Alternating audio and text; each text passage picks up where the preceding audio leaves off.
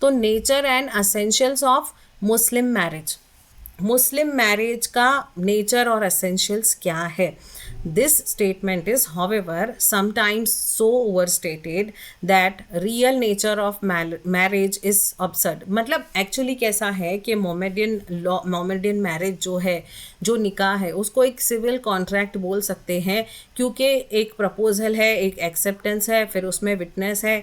Witness नहीं होंगे तो मैरिज जो है वो लेजिटिमेट नहीं मानी जाएगी. फिर एक ही मीटिंग में नहीं है तो भी वो मैरिज लेजिटिमेट नहीं मानी जाएगी.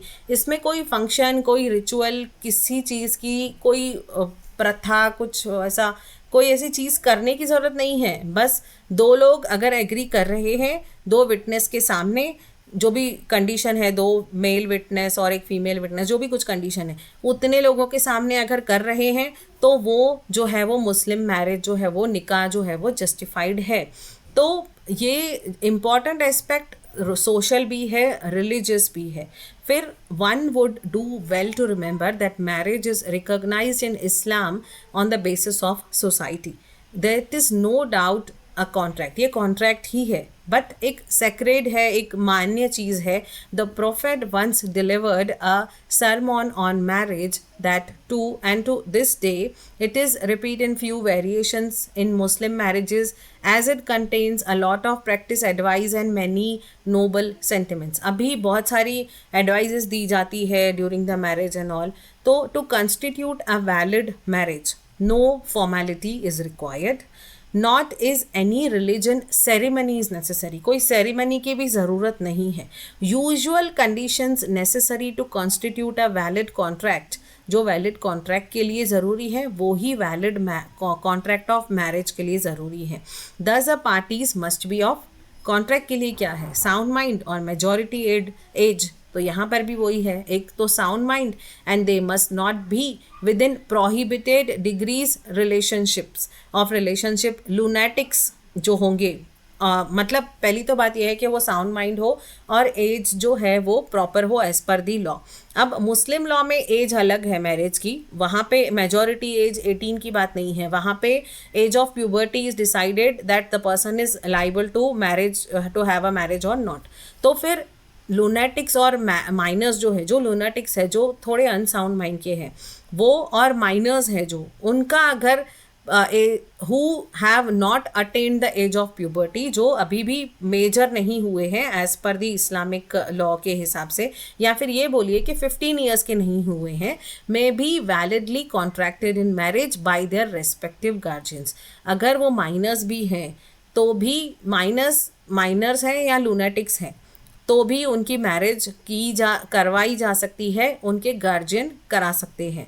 In case of a boy or a girl who has not attained the age of puberty, the marriage is not valid unless the legal guardian has consented. जब तक legal guardian consent नहीं देगा तब तक minor की जो marriage है वो valid नहीं मानी जाएगी. तो 3 essentials है मुस्लिम मैरिज के. एक तो proposal and acceptance, वो तो हमें पता है कि कॉन्ट्रैक्ट में भी यही होता है. फिर उसके बाद कैपेसिटी, मतलब कैपेसिटी टू कॉन्ट्रैक्ट मैरिज, मतलब एक तो एज और दूसरा sound mind.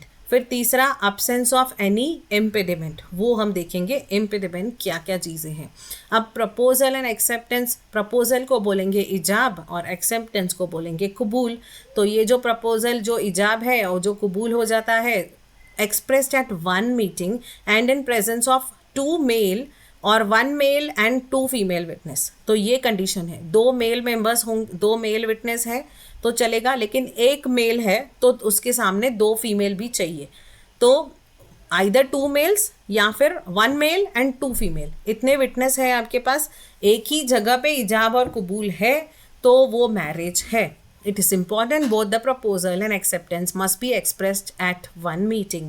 A proposal made at one meeting, accepted made at another meeting, do not constitute a valid marriage.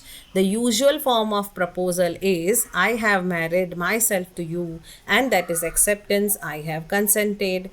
तो इसको हिदाया भी बोलते हैं.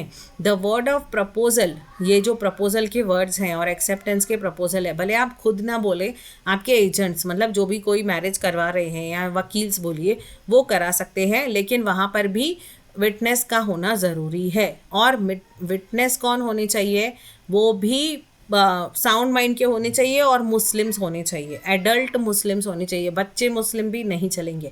तो sound mind adult Muslims witness होंगे। दो मेल, अगर दो मेल नहीं है, एक ही मेल है तो एक मेल और टू फीमेल। तो द अबव पैसेज इसके बारे में लिखा है, एक एग्जाम्पल लिखा हुआ है कि अगर एच जो है हस्बैंड है, in presence of two male witness उन्होंने मैरिज परफॉर्म किया। यहाँ पे लेकिन क्या है कि वाइफ जो थी वो एब्सेंट थी ऑन द इंफॉर्मेशन रीचिंग, लेकिन जब उनको इन्फॉर्मेशन मालूम पड़ी वाइफ को, जो ब्राइड थी उसको, फिर उसने बोला कि आई हैव एक्सेप्टेड। अब ये एक मीटिंग में नहीं हुआ है, इसीलिए ये मैरिज जो है वो लॉफुल मैरिज नहीं है। भले ही विटनेस थे, सब थे, लेकिन वो खुद जिनको एक्सेप्ट करना था वो वहाँ नहीं थी, उन्होंने बाद में एक्सेप्ट किया, तो सेम मीटिंग में होना चाहिए। दूसरा इंस्टेंस ये है कि मैसेंजर पे या लेटर में लिखा डब्ल्यू को कि हस्बैंड ने वाइफ को, मतलब जो हस्बैंड होने वाला था उसने वाइफ को लिखा, होने वाली वाइफ को, कि ऑफरिंग मैरिज, कि ये मैरिज है। और फिर उसने क्या किया, वो जो लेटर था वो दो विटनेस के सामने लेटर पढ़ा एंड देन एक्सेप्ट किया कि आई एक्सेप्ट योर ऑफर। तो ये लॉफुल मैरिज कंस्टिट्यूट होगा, क्योंकि यहाँ पे ये जो बात पढ़ी जा रही है वो दो विटनेस के सामने पढ़ी जा रही है, और एक ही मीटिंग में वो जो प्रपोजल है वो आया है, भले ही थ्रू लेटर आया है, और जो एक्सेप्टेंस है वो आया है। तो ऑफर है, मतलब प्रपोजल है और एक्सेप्टेंस है और साउंड माइंड है और एज भी है, उसके बाद दो विटनेस भी है और एक ही मीटिंग में है, तो हो गई lawful marriage. He appoints a as his agent of for marriage. अगर किसी ने एक एजेंट को अपॉइंट किया तो यहाँ पे द मैरिज बिटवीन एच और वाई इस्टेब्लिश होगी कैसे, कि क्योंकि बताया गया है कि अगर आप खुद नहीं बोल रहे हो तो आपके जो एजेंट है, जो वकील है आपके बिहाफ पे, वो इस चीज़ को कर सकते हैं। जहाँ पे आप दोनों कंसेंट है, आप दोनों की कंसेंट है, तो वो भी एक वैलिड मैरिज है। तो इससे ये पता चलता है no particular ceremonies are required.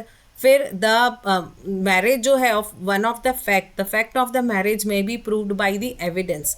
तो एविडेंस होना चाहिए, इसीलिए विटनेस की बात है, कोई सेरेमनीज की बात नहीं है कि जैसे हिंदू रिचुअल्स में सेरेमनीज होती है, तो यहाँ पे कोई सेरेमनीज की बात नहीं है, बस एविडेंस इंपॉर्टेंट है। By calling witness present at time, तो एविडेंस कौन देगा, जो विटनेस होंगे उस टाइम पे वो लोग एविडेंस देंगे। और बाय प्रोड्यूसिंग निकाहनामा साइंड बाय पार्टीज, तो वो लोग एक निकाहनामा साइन करते हैं, दोनों हस्बैंड एंड वाइफ, और जो दो विटनेस होंगे और जिन्होंने ये निकाह कराया होगा, जो भी कोई होंगे, तो वो सब का साइन होगा, तो वो निकाहनामा भी एक तरह का एविडेंस है। Neither writing nor any religious ceremony is essential for a valid Muslim marriage. कोई रिलीजियस सेरेमनी, कोई राइटिंग ज़रूरी नहीं है, सिर्फ विटनेस के सामने। However, is nothing more than the matter of evidence. तो for a marriage without witness is फसीद, उसको बोलेंगे ये मैरिज फसीद है। विटनेस नहीं है जिस मैरिज में, तो वो मैरिज इरेगुलर है, फसीद है। एंड नॉट बटिल, वो वॉइड है। वॉइड है मतलब वो नल एंड वॉइड है, मतलब उसको कोई इरेगुलर है, विटनेस का होना ज़रूरी है। शिया law the presence of witness is not necessary, लेकिन ये तो सुन्नी लॉ के बारे में हमने पढ़ा। शिया लॉ में विटनेस का प्रेजेंट होना ज़रूरी नहीं है, मतलब वो मैरिज को इनवैलिड नहीं बना सकता है, वो बाद में विटनेस का साइन ले सकते हैं या जो भी कुछ है वो कर सकते हैं।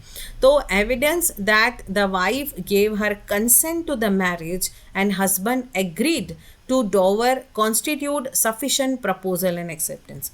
तो जो शिया लॉ है उसमें ये है कि हस्बैंड एंड वाइफ अगर कंसेंट दे रहे हैं और हस्बैंड ये बोल रहा है कि आई कंसेंट कि मैं मेरी जो प्रॉपर्टी होगी मेरे बाद वो सब मेरी वाइफ को जाएगी, तो ये सफिशेंट है offer and proposal for marriage. Consent obtain bye fraud और फोर्स, अगर कभी फ्रॉड से, फोर्स से, ज़बरदस्ती किसी की मैरिज करवाई जा रही है तो ऐसी मैरिज भी इनवैलिड होगी अनलेस रेटिफाइड। अगर उसे रेटिफाइड किया जा रहा है, फॉर एग्जांपल फ्रॉड से या फोर्स से किसी का मैरिज हुआ, अभी वो मैरिज तो इनवैलिड हो गया, लेकिन अगर उनको चाहिए उस मैरिज को रेक्टिफाई करना है तो वो रेक्टिफाई कर सकते हैं विद टू विटनेस और जो भी प्रोसीजर है उसके हिसाब से।